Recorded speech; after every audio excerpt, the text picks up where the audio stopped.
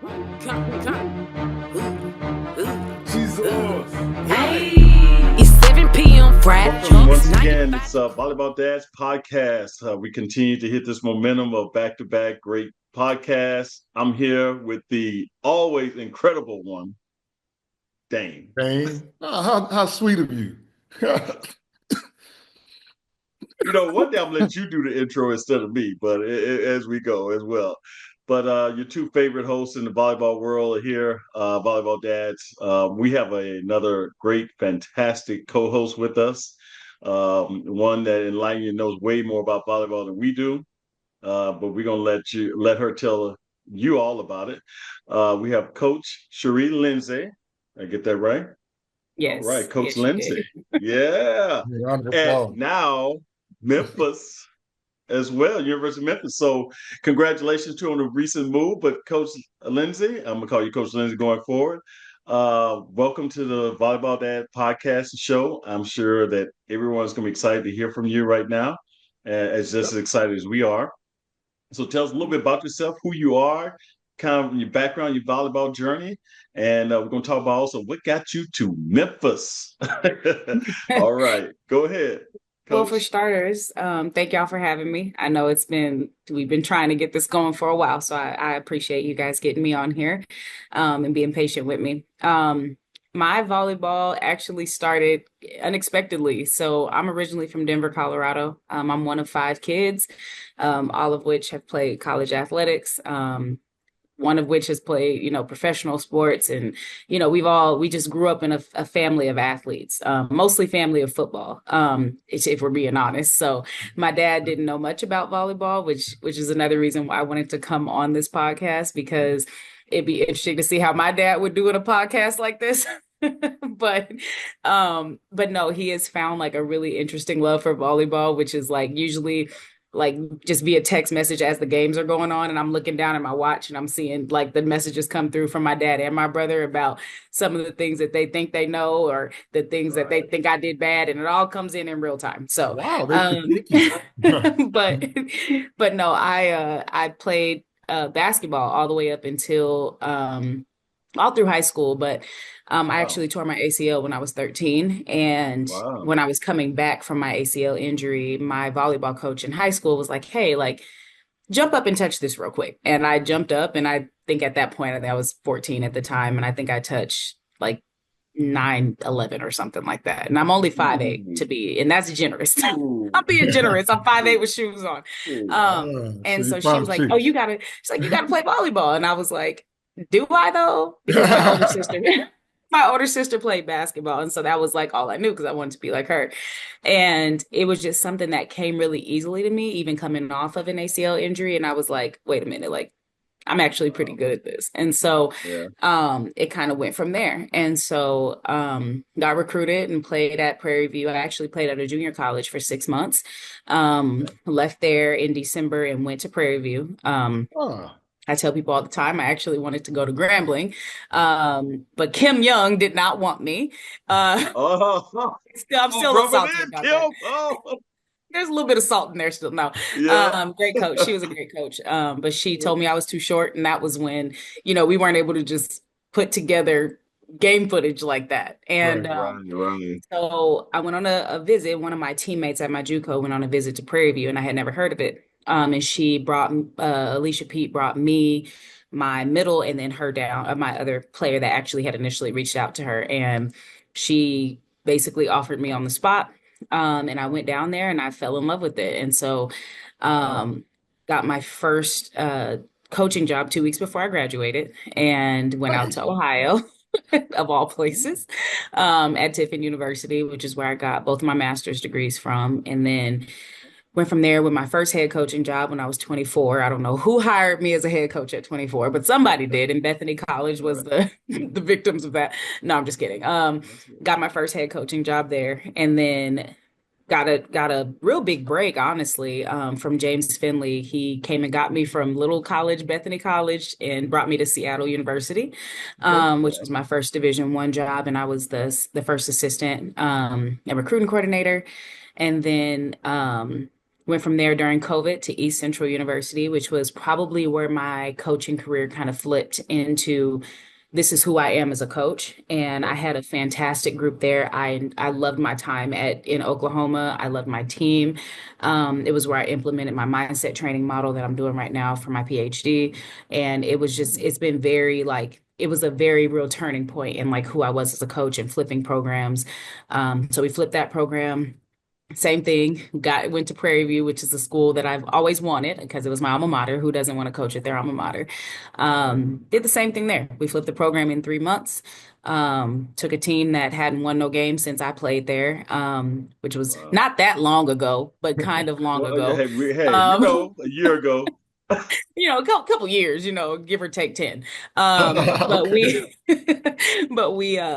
flipped the program and, had a great group there, won some games. And then now here we are at the University of Memphis and looking to do the same thing and looking to have some fun and play some good volleyball. So that's my whole timeline. Yeah. So here we are, because that happened. You mentioned off air a little bit that, hey, we need you here Wednesday. So kind of how did that come into fruition? I mean, as detailed as you can get.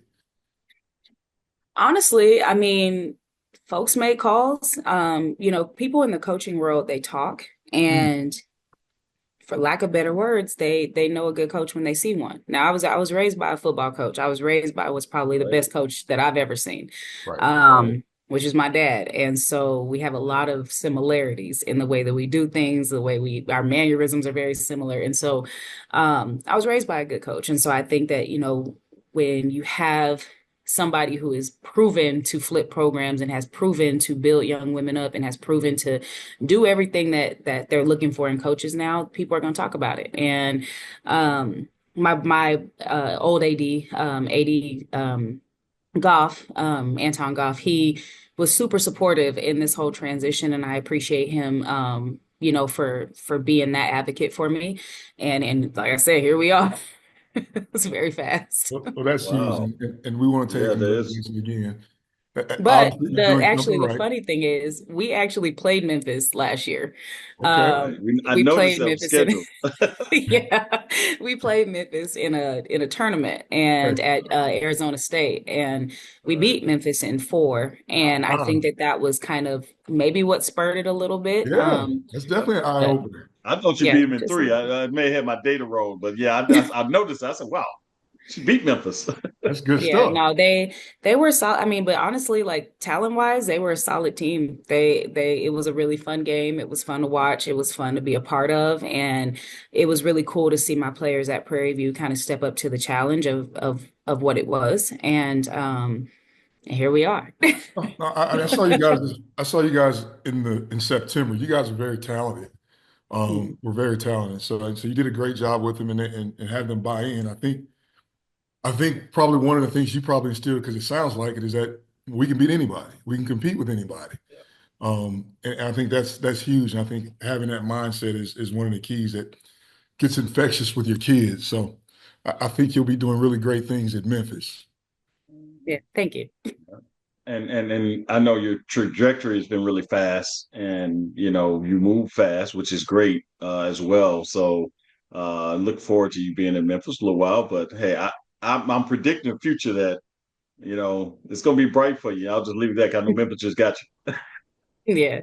Yeah, I like where I'm at. I'm excited. This team though, I will say, like the team that I have, they're awesome, and I look forward to working with them. So.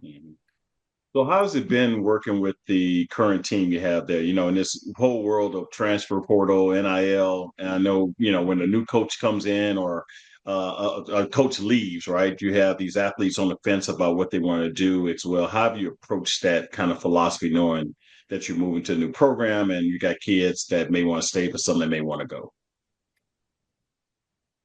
The same. I think any coach would say that you're going to come in with your own ideologies and your own, like, hey, this is what I know works. And I think the biggest piece is surrounding yourself with athletes and coaches and a coaching staff who, for one, believes in what you're doing and believes in what you're trying to bring, because without your supporting staff, you're going to have struggles anyway. And then also getting to know the players that you have. I mean, they're people too, right? And so they're just as nervous as you are, if not more, especially with how the climate is today.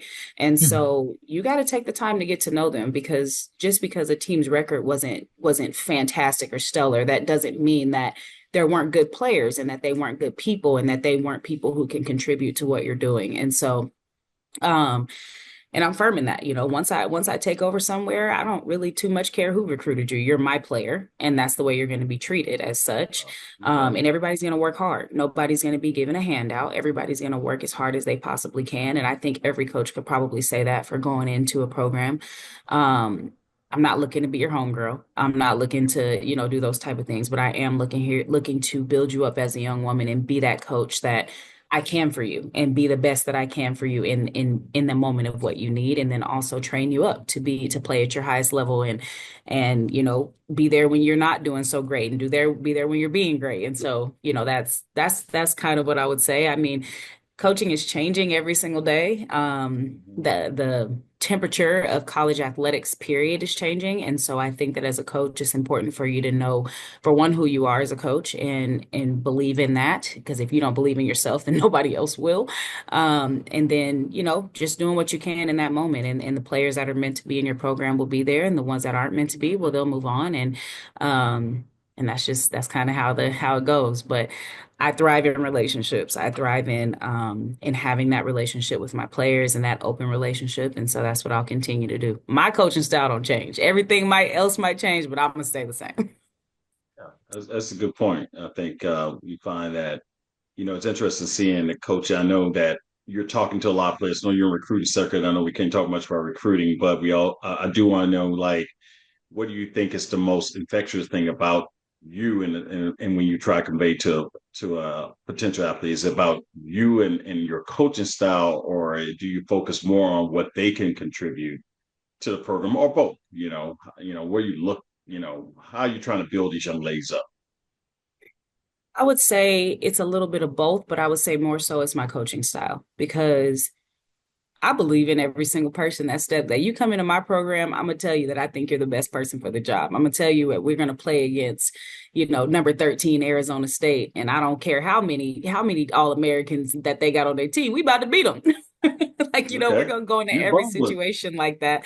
And it's not just because I'm blowing smoke up you, it's because I believe that we can. You know what I mean? We've walked into these situations where we're under, people don't believe that we can do it and all those. Well, I'm gonna believe in you every single time.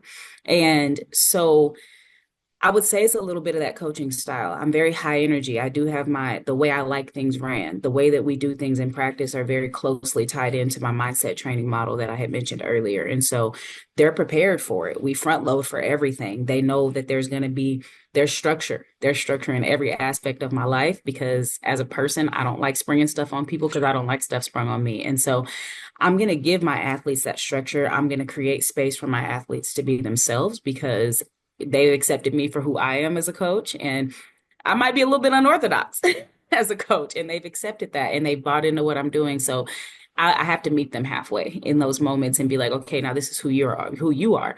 We're going to create that space for you. And I think that that's also a big part of it. I don't need to fit you into a box. I'm a firm believer, and maybe it's the football dad in me that's like, hey, you guys are athletes. It's not, oh, you're a woman, you have to act this way, you have to be, demure. Like, no. You're an athlete. Compete like an athlete, fight like a woman, be in there and be ready to tussle every single day. Like, I'm not trying to fit you into this box of what you're supposed to look like. Now, if I have to reel you in, I absolutely will.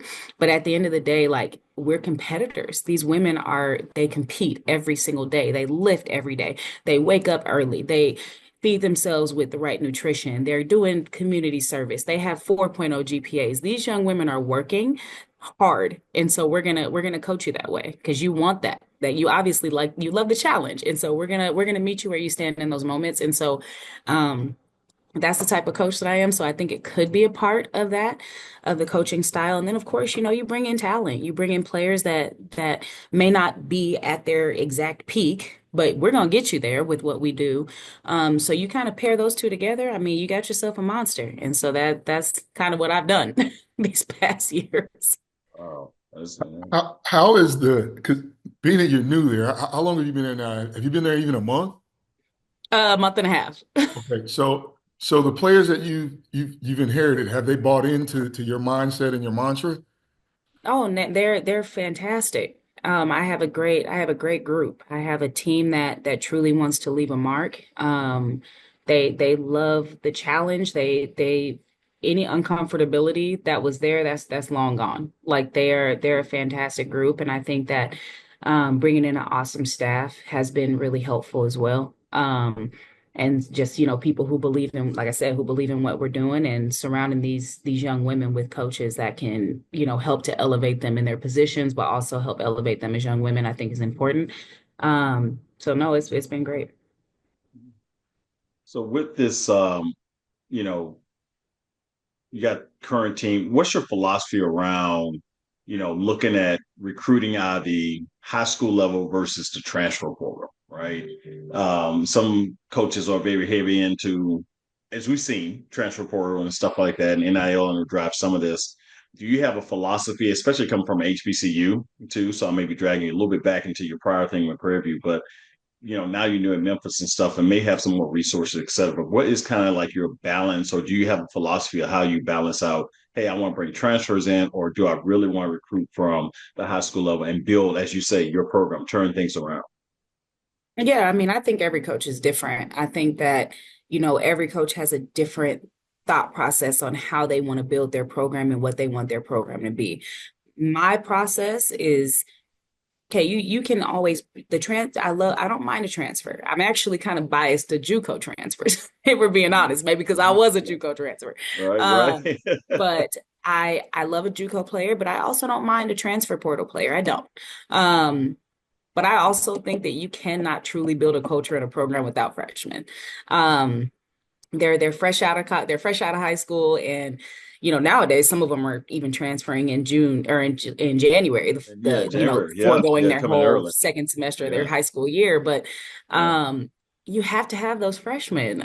They have to learn to grow into your program. You can't just have a team full of seniors and juniors, or you're going to be recruiting a new team every year.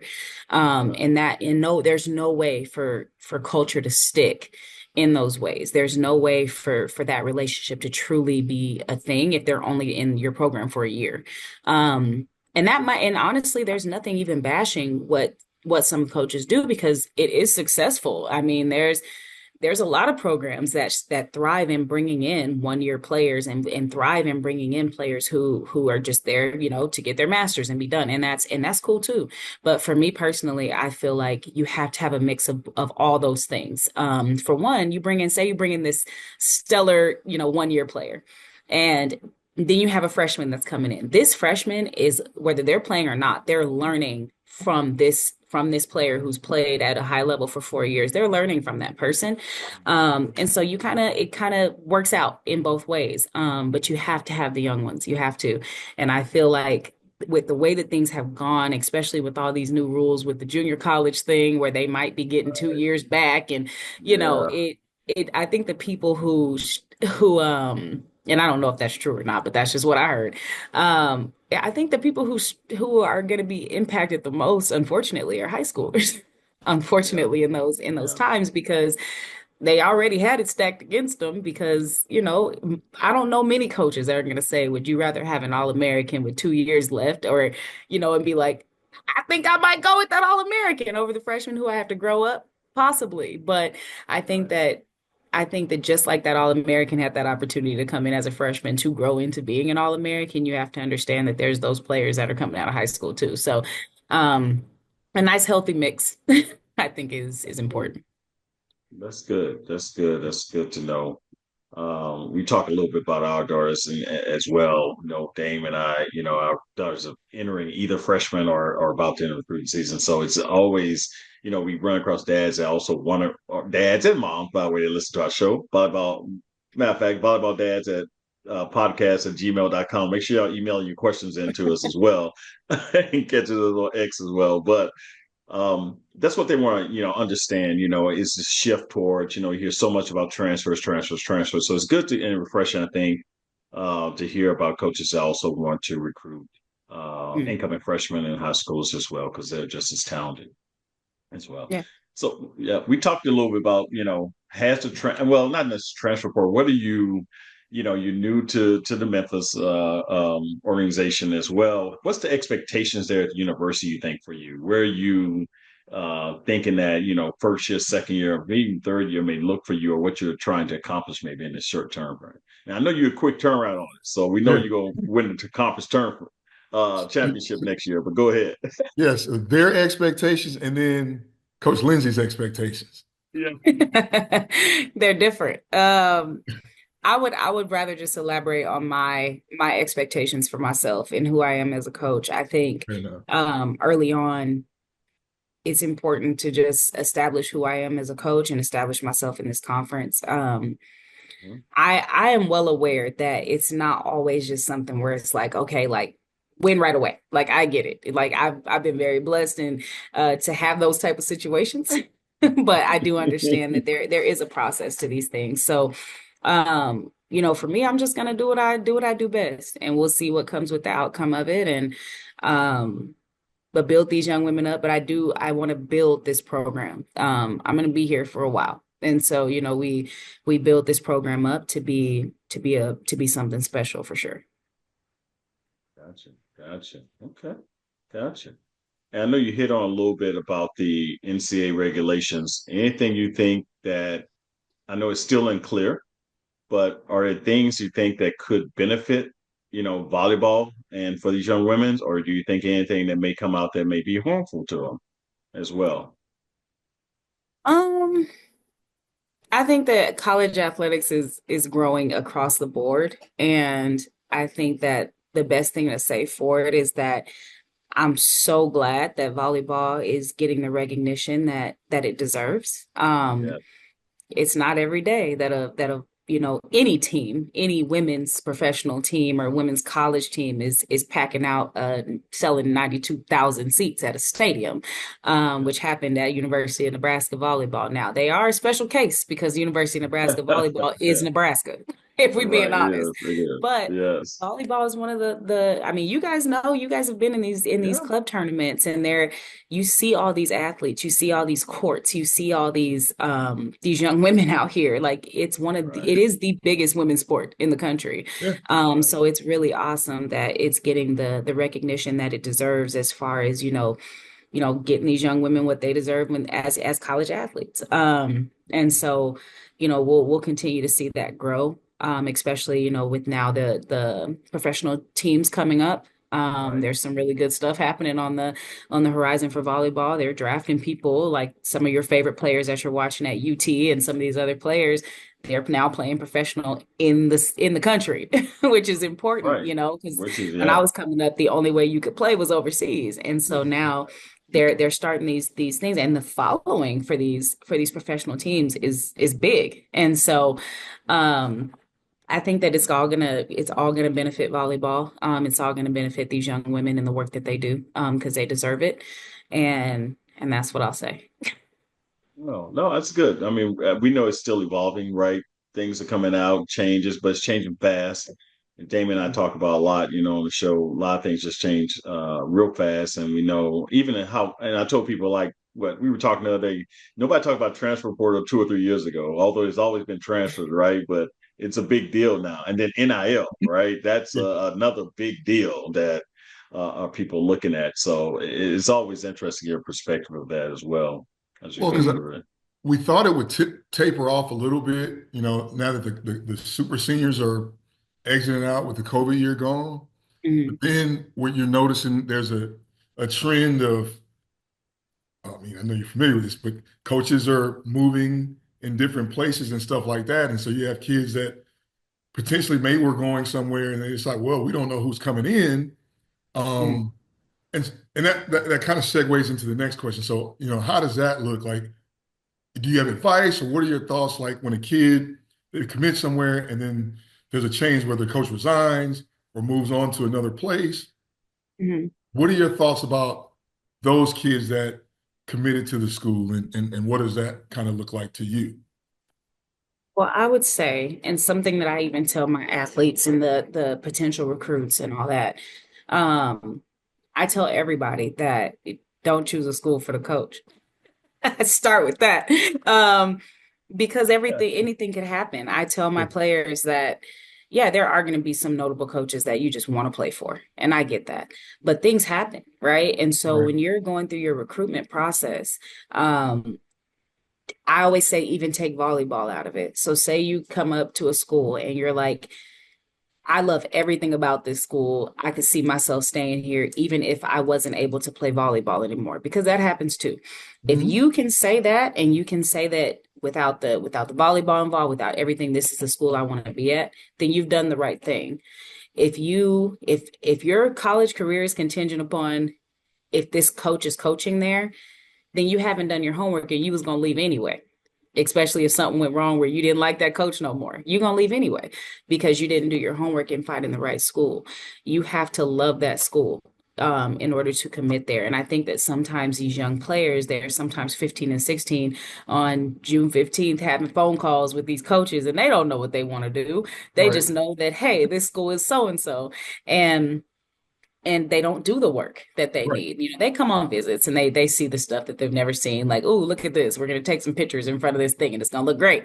But they don't really do the research that they need to do to really choose a school. And so that's what I would say. I think that coaches are constantly going to move around. Players, you have the ability to move around, but at the end of the day, if you can take volleyball out of your choice, do they have your major? Are you going to go there to study underwater basket weaving because you wanted to be an engineer, but the school that your favorite coach coaches at doesn't have engineering? You know what I mean? Like, those are all things that I think are really important when you're going through your college journey. And I also think it's important to let these young women know that you don't have to choose a spot right away. You don't Yeah. have to have a school Yeah. chosen by January 16th either. This Well, is so much pressure for no reason, in my opinion. Yeah. yeah, Yeah. because again, you can talk in June, but you can't visit until August. So unless the kid is going to a camp, but there's only so much you can get from a camp. Like you say, you got to do your research. And so I think the social media component, kids seeing other kids come off the board and they feel, it's always, oh, look at me. And so I think they start making decisions contingent upon that. Yeah. And then you look up and it's like, they won't really, because again, 48 hours, even if hopefully you visit, I've seen where kids don't, but Mhm. 48 hours is a very short amount of time. Um, to really, so if you hadn't done any pre-work, then you're right. And I think that's another component as to why the portal is what it is, because you're there for now months at a time. And it's like, well, this isn't really what I thought it was going to be. Yeah. And kids and coaches maybe are having buyer's remorse, or there's a coaching change and that kid isn't that coach's kid. Mhm. Those are some instances too. You're in the coaching world. Does that happen? Oh, without a doubt. I mean, there's like every single, I mean, I I'd be mean, lying if I didn't say that, yeah, I because I mean, mean, I'm sure there are some kids that they love the school, but then it's removed from them. It's taken out of their hands, and there's nothing they can do about it. And so yeah. that's where the catch-22 occurs sometimes. Yeah, I mean, it's the name of the game though, right? I think that I mean, I'm just gonna be honest with you. I think there's some great volleyball players out there, and I think that um every coach is going to recruit players that they feel like can be successful. And there's going to be times where coaches come into situations and they're like, "Hey, you got it. Like, you're awesome. You hit every single box that I want." And then there's times when coaches will come in and they're like, "Hey, like, this isn't a thing. Like, it's not going to happen." And that's unfortunate, especially for these young players that, may or may not have committed. And I accidentally said January earlier. All of my J's are running together, but June 15th, and you may have Right. Yeah. committed June then. 15th. Yeah. Yeah. Um, and Everybody that's, doing and June it's, 15th thing. yeah, June 15th, not January. But no, and so it happens, and it's kind of part of it. Just like that same player can come to that coach and say, "I don't want to play for you anymore." Or I'm not a fan of the coaching hire. And so I want to reopen my recruitment process. That happens too. Right. And so as a coach and as a player, you kind of just have to take it on the chin and do what's best for you. And I think that any coach who would get upset about a player deciding to reopen their recruitment or, get upset about those things and they're not thinking about the right things anyway. Because at the end of the day, like you want those kids to want to play in your program. You want them to come and want to play for you. And if you're not making that mark, it's not a personal dig at you as a coach. You're just not hitting the mark for them. And that's okay because there's going to be other athletes that you do hit the mark for. And the same thing to go with coaches. It's not a personal dig at these athletes as players. But you're maybe just not what I'm personally looking for. So it kind of goes hand in hand, I would think. Yeah, important component of this is always as volleyball dads, we have to be honest about the fact that, parents play some role in not only your efforts to touch and reach the young ladies and kids, but also to recruit them as well. And I say that because I have a college athlete, and one of the things that they said, even she's not even at volleyball school, she's not playing volleyball, but they basically told us as parents, hey, your kids are grown now.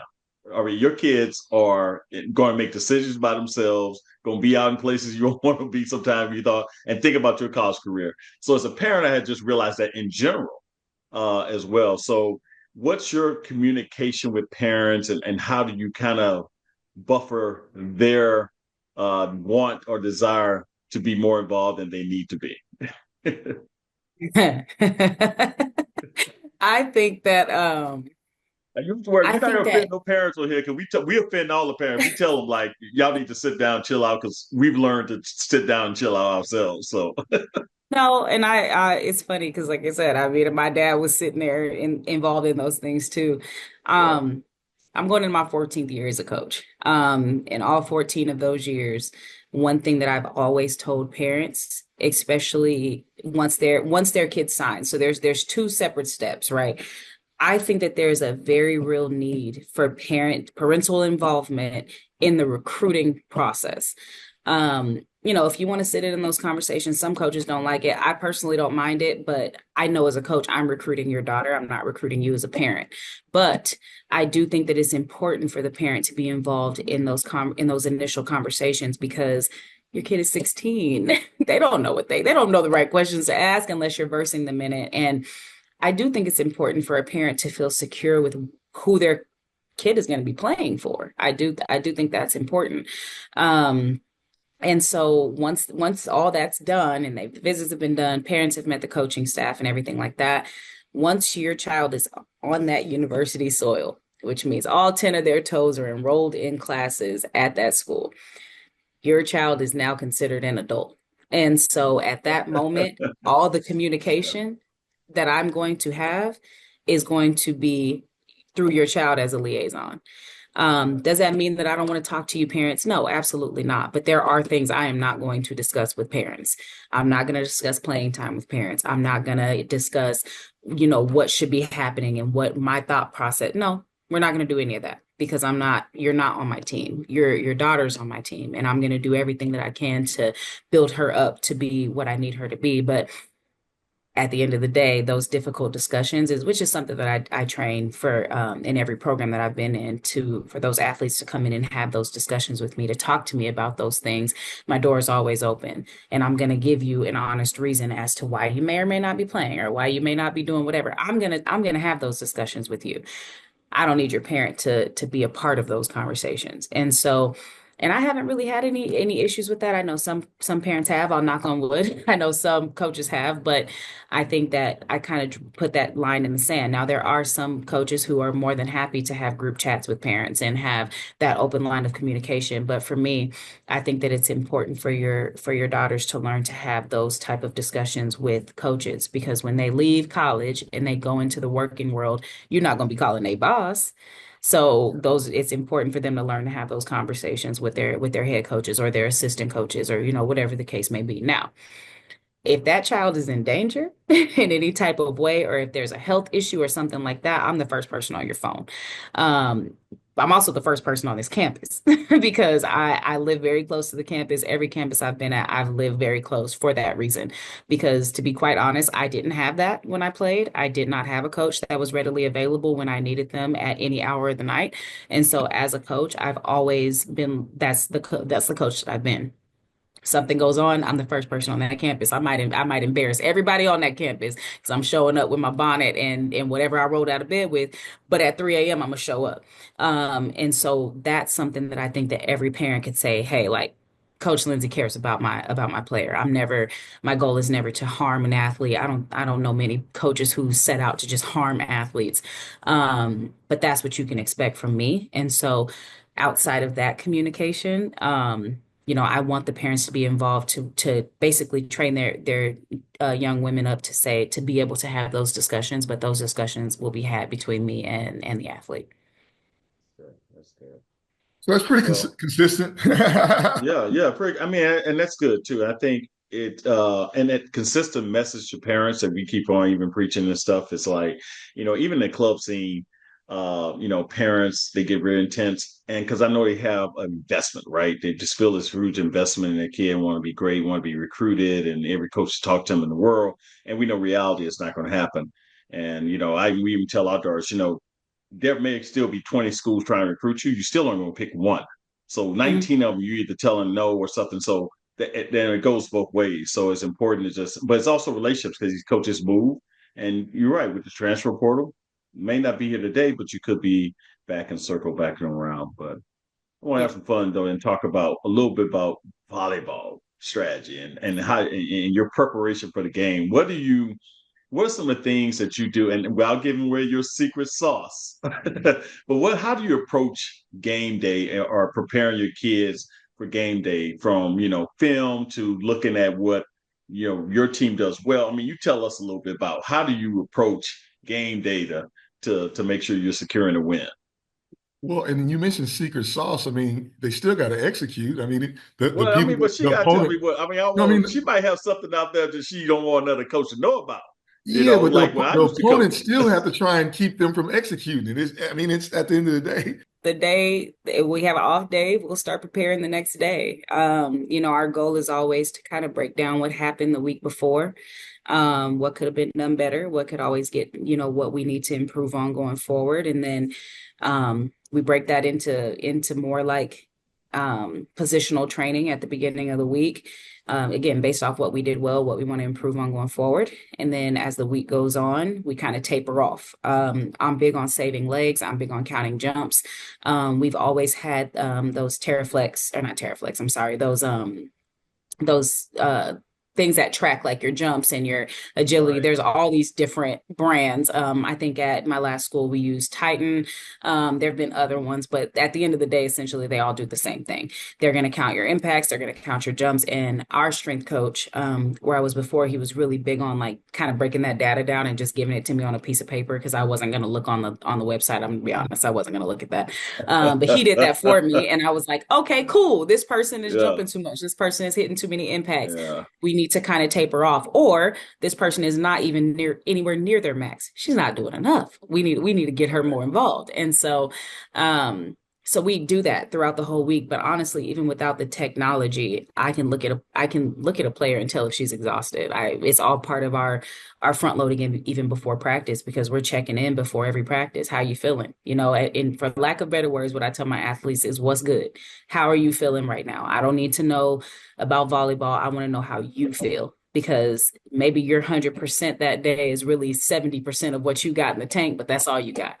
And so that's how I'm going to coach you that day. So as the week goes on, we're kind of tapering off so that when we do play on that Saturday or Friday, Saturday, your legs are fresh, you're ready to go, you feel like you can attack the day.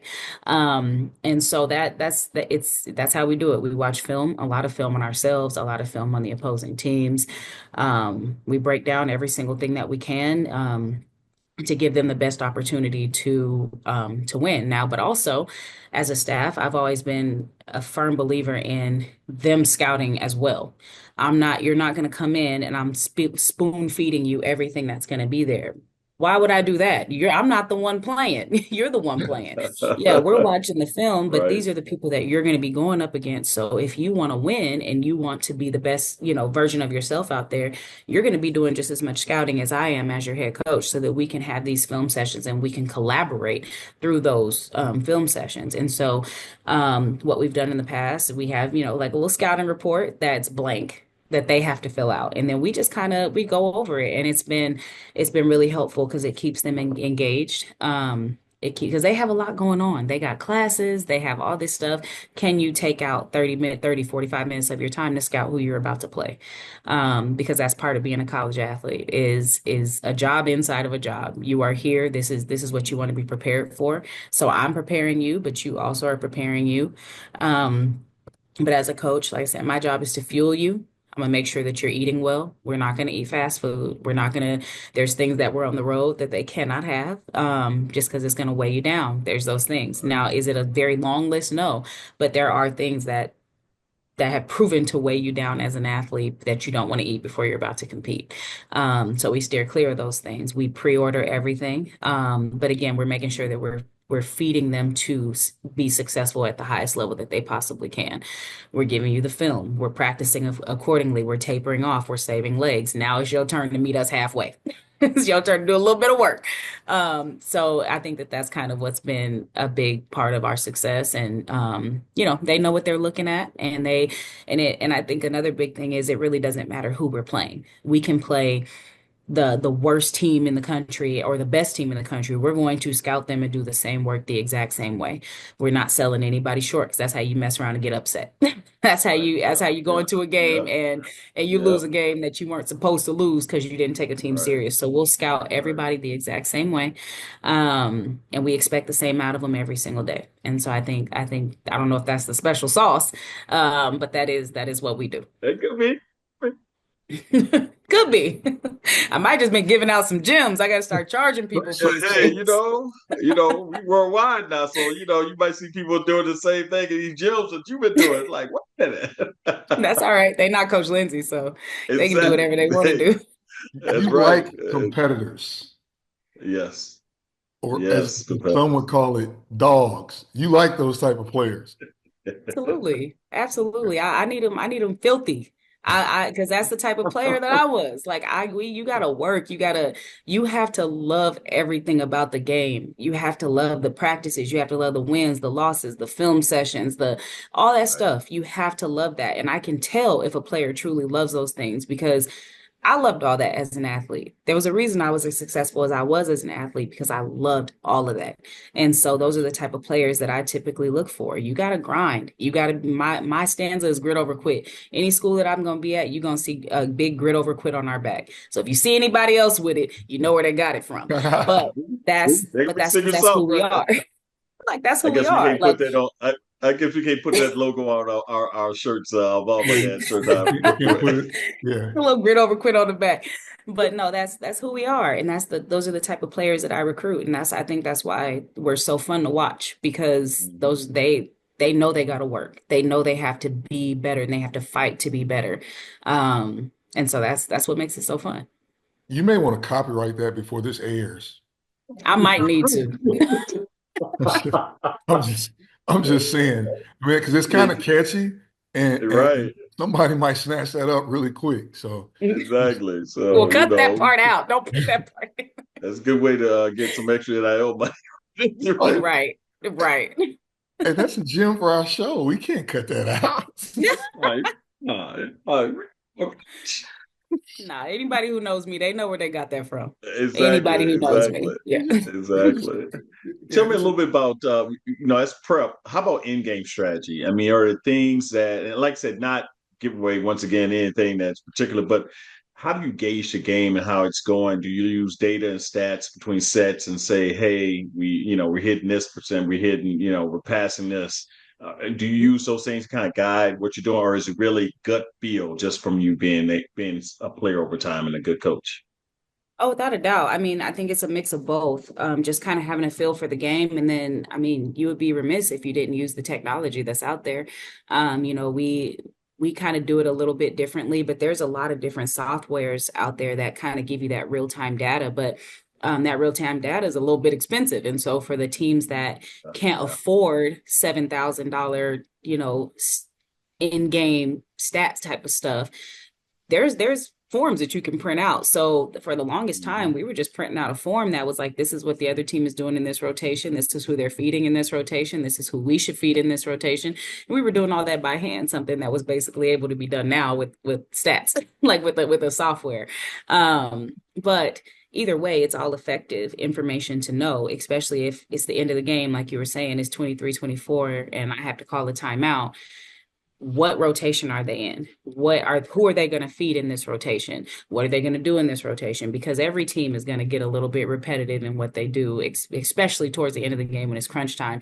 You're going to feed the hot hand. And so we have to be able to prepare for that. So maybe that means we're taking a step to the outside. If their outside is who we think they're going to set, maybe we're taking that step and we're committing out there to try to make sure we have four hands up. Or, maybe their middle is the dominating factor. So we're holding, there's a lot of things that have to be done in a very, very quick timeout to make us successful and to put us in the best position to score. But I think also in that situation, if we're down, now we're on the offensive end, right? So we have to figure out who our hot hand is and who we're going to free up to make sure that we can be successful and tie the game back up. And so, we're breaking all that down, and all of those things have to be done. And we're communicating that, and we're drawing things up so that our athletes know and understand what needs to happen. And it has to happen really, really fast. And so I think that's the beauty of volleyball, is that everything has to happen really fast because everything is a point. Every play is a point. Somebody gonna get a point at the end of this play. Right. And so you just want it to be your team. So you want to make sure that you're giving them all that they need to be able to do that. So who do you feel like is the quarterback on the court? I mean, is there, a lot of people depend on you. There, setters or liberos and stuff. And I'm not saying that just because I'm a setter dad, but oh, but you have a lot of energy coming from different places on the court, and that leadership.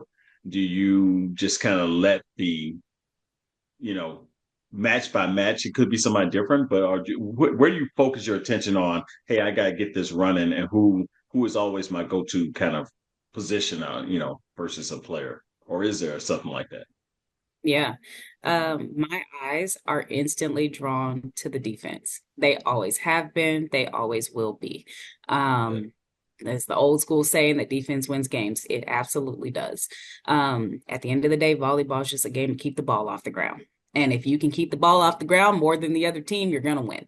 And so what I love to see is a spunky lib with the attitude and the swag and the mouth.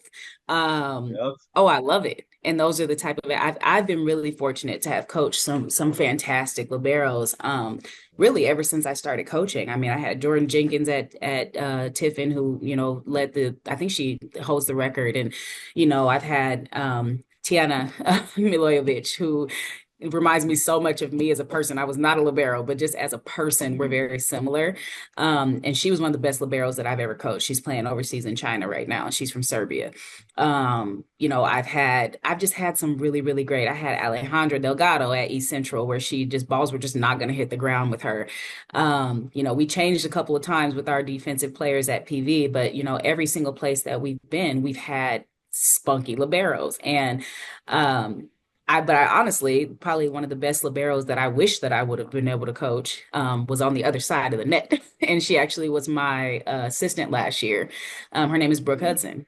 She played at FAMU and transferred from Colorado State. But she was my assistant coach last year, one of my assistants. And I wish that I could have coached her, just like to watch her kind of manipulate the game. And she was literally the brain for her hitters. And because she thought one step ahead. And I think that a lot of people take that part of the libero piece out, is that you have to have a libero who's not just passing balls and running the defense. That libero is playing a role in your offense as well, and telling the hitters where to hit and being a part of what's happening in the offense. And I think that people forget that, because you have to have it. It's important. Yes, your setter is going to touch every single ball there. The quarterback quarterback. They're going to make the best decision, based off, their feel of the ball or whatever the scouting report says. And I think that they are a leader as well. But having my eyes, me, myself, I'm instantly drawn to the libero and what they can offer and what they're doing. Outside of just playing defense and serve receive, what role are you playing in the court? So that's what I would say. I think that's the hardest position to play. I think being a libero is the hardest position to play. Not middle? Yeah. Look, I love me some middles. Like I said, we have our biases. Anybody who knows me and any player that they know I have a soft spot for my middles. I'm going to advocate for my middles every single time, because it is tough. It's so hard to be a middle where you have to block, you have to transition. You might just be jumping for free is what I call it. You going up and you just selling a dream and they setting it over your head. But I think that is a really tough position to play too. I think that touching balls, helping position, the libero. Yeah. Every position, if you touch balls and help the libero out, you can get the offense in play. I mean, that's why. So I think they're all very important. I don't think you can you need every single spot to have a successful team. And the more balanced your team is, the better your team is. That's just my own sense. No, I agree. And I love me some middles, but what happens when that middle don't close the block? Then that libero's up in there, she getting in there to get that ball. If you got a great libero, they may be able to scoop it up, but then if you got a middle that consistently closes the block or get touches, on a frequent basis, then that makes that libero look great too. I agree. No, I will say this, we always do a ton of work on blocking and getting touches. And I tell my hitters, I don't need you to get a stuff block. I don't. I need you to get a touch because my defense is going to handle the rest. And then when you get off the net and you get back in as a middle, you are going to get the ball. In any program I've ever ran, you're going to get the ball because I want a middle who knows how to transition and get touches and move fast and look sweet. And I was an outside. I only wanted to look sweet. Yeah, it opens We know about the outside. They they Michael Jordan's on the court. They got. I'm just here to look sweet. I'm not here to do anything else. I'm just here to look sweet. So jump up and sell that fake for me. Make me shine. I know. Hey, it is fun. It's great. But I agree with you, libero. Sometimes when I'm looking at volleyball, it really. I watch how these libero fly over the court, or defensive specialists too. But to me, that's where it all starts. Right? They got sometimes pick up the ball first. And so it's good. It's good chemistry to watch as well, and we watch all different phases of it. And like I said, we all have our little biases about what we think is. It all starts with a pass. No, I agree. It does. All starts with a good pass, or like you said, good defensive stop. I mean, one thing I liked about what you said was, at the end they keep the ball on the floor, and you're right. And we'll be in the games. I'll tell the team look, nothing hits the floor because if nothing hits the floor, you might be good. No, I actually have a funny story. So when I was at Seattle, I had a couple, one of my players, she was a middle, her name was Julia, and we were buying all of the passers and defensive players passing sleeves, and we had short sleeve jerseys. And her argument behind getting passing sleeves was, Coach, I'm the serving middle. I have to dig balls. And so we started setting these benchmarks for her. If you don't get this many digs, you're not getting passing sleeves. Period. You're gonna be out here with no sleeves on, just arms. But I feel like every middle has its role, and I think it's so fun when a middle gets a monster dig because everybody, whenever the middle goes back there to serve, you hear the other team say middle serving. Yep. That middle goes back there and digs a ball and eats that up. Oh yeah, y'all got to win the point. You have to win the point. There's no other option. To win the point, boy, when the middle gets back, So yeah, the guy love it as well. So that's good. That's good. Anything, you look at the state of volleyball as well over the last few years. What changes that you've seen that you can really appreciate, or what's some of the things that's driving not only just the interest, of course, in female sports, but and volleyball's a huge part of that, right? Anything that you're seeing that's making this sport even more, glamorous and more attractive than it is today? It's, young ladies really want to play it. I knew nothing about volleyball until my daughter started. So I was like, huh? I honestly would just say the competitiveness. in volleyball. Like these young women, like I said earlier, like they're working so hard, and they're lifting, and they're doing all this stuff with class, and they're tired every single day. And I think that finally they are getting the recognition for doing that. We are athletes. It's not just the girls having fun. It's these young women are out here working just as hard as a football player, working just as hard as a basketball player, if not harder. And so it's been really cool to kind of see just the traction get gained with these young athletes, and I look forward to it. I love watching them compete. When I go to a club tournament, I'm gonna sit on the court and just watch them compete. Like I don't even have to walk around too much. I just want to sit there and watch some good volleyball and watch them, Coach, you gotta go get a watch. little. Come on, you got 300 courts. You gotta go at least see Oh, 200 of them. trust me. We stay there for 3 days. I'm gonna make it to every court. I'm gonna make it to every court. My feet gonna be hurting by the end of the day. I'm gonna be hungry and cranky, and everybody's gonna look like an All-American by the end of that third day. But I'm gonna make it to every court. But no, yeah, it's but I love it. I love watching it. I love watching them get excited. I love watching them even on like the younger courts where they're still trying to kind of feel themselves out. Yeah, I love seeing them kind of find that like what they're good at, and then like getting excited for each other when they do it. And so I say that to say I think that volleyball it's been here. It's been this big. Even when I played, these club tournaments were this big. And so I think that it's finally just getting the attention that it deserves. And I look forward to seeing kind of where volleyball goes for sure. Well, we know you're only 5 years from the club and high school scene. Give or take, give or Pretty used take. to Three or so. Yeah, 5 times removed. Yeah, well, you spent half a year here, half moving around. No, it's great. Ew. Yeah, no, it's great. I think we have a great trajectory too, and we're always looking forward to seeing you grow. And we're gonna be following you as we follow as coaches. Like I said, I'm still running around qualify, so I'll probably run into you and say hello to you as well in person.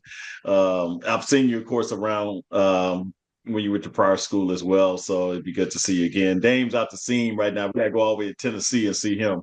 But Come on down.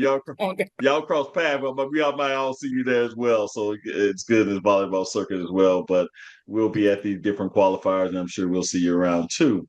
But anything else do anyone add before we close out? I want to give you a chance to, tell our audience anything you think that, we may have missed or something you want to highlight. I've thoroughly enjoyed this interview as well. And I won't even say an interview. It's our conversation. Yeah, it's not an interview. It's a conversation. Did you want to talk a little bit about your spring schedule? Are you guys doing spring ball? Are y'all doing spring ball? Yes and no. I know with us, we don't have enough players right now for the spring, but typically what I do is we max out on all of our spring competitions and we play and we compete. I think it's really cool because nowadays the local clubs are actually putting on like college spring games. And so they'll like rent out all their courts and they'll invite all these colleges. And it's really cool because it's a good, it's a good fundraiser for them because they can charge people per head to come in. But it's really good competition for us. Like when I was at my last school, we got to play at Houston Juniors, which was a huge, they have 1 million courts at Houston Juniors. And so it was really fun. And they got some big players there. We played against TCU, which we actually played them the following year. So that was fun to kind of match up. And so that's typically what's happening now. And it's really cool because we don't have to like structure them at our own schools. We can just go somewhere else to do them. But yeah, we typically would have a full-fledged spring season. As far as the NCAA guidelines go with the time and everything and how many hours you get in the spring and all that good stuff. But yeah, next year for sure. So now you're just developing who's there and you guys are getting in the gym and working, which is probably a plus for you because now, you're getting there and getting the time and they can actually work on some of the things that, they may or may not have been able to because you guys would be worried about the spring games. So now you can really focus in on some fundamental work. Yeah, I think right now, especially in the spring, like, yes, it's good to be able to compete. Yes, it's good to do those things, mostly just because they get sick of competing against each other. But that's the perfect time for true development in a program. Like you get the time, like when they come in and it's time for fall to start, you get X amount of practices and then it's like, okay, now it's time to compete. Whereas in the spring, you have the 8 hour week where you're having 4 hours of volleyball, 4 hours of strength and conditioning. So you can genuinely just do individualized training. And in essence, that's what these high schoolers are paying for. They're paying to get individual work. And so, you know, we're doing all that with our athletes. And then in my program in particular, they're doing part of my mindset training model, which, like I said, I'm using for my dissertation. That has been a really, really huge part of the success in the programs that I've been in. I'm a firm believer in that. If I could bottle it up once I finish this dissertation and slap my name on it, then we can talk a little bit more about that. But we do that, you know, and we're doing community service because they have the time to do that and they have the time to, you know, give back to the community that's going to then give to them. If you're not giving to the community that you're in a school that you're a part of, then you're doing something wrong because those are going to be your biggest advocates. And then, of course, outside of that, they're able to take more of their tougher classes in the spring. So they're able to focus more so on academics because you can't miss class for competitions in the spring. And so they're able to really kind of buckle down and get some of those tougher classes out of the way that they don't want to have to take in the fall when they're missing more class. So the spring has a lot of benefits outside of just competing. I think the competing in the spring is just kind of like the lower level of all the stuff that they have to do and that they can do to get better in the spring.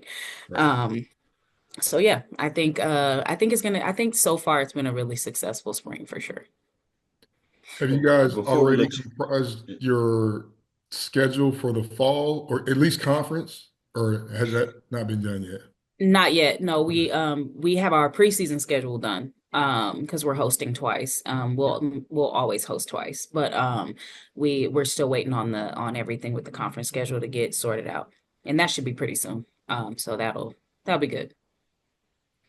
Well, I don't want to miss the opportunity to have you tell us a little bit about your dissertation you mentioned. You kind of glossed over that a little bit, but I caught it. Yeah, So that's a it's big a deal. mindset and training. Yeah. So, you know, give the audience a little tease about what that is, as much as you can share, as well, or briefly you can share with a little bit about that. So I want to tell you, tell us a little bit about you. So tell us, what is that? Yeah.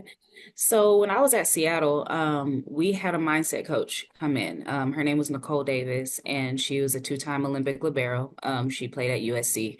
Was just an absolute beast. I think she was in the 2008, 2012 Olympics, and she started doing some mindset stuff with the team at Seattle.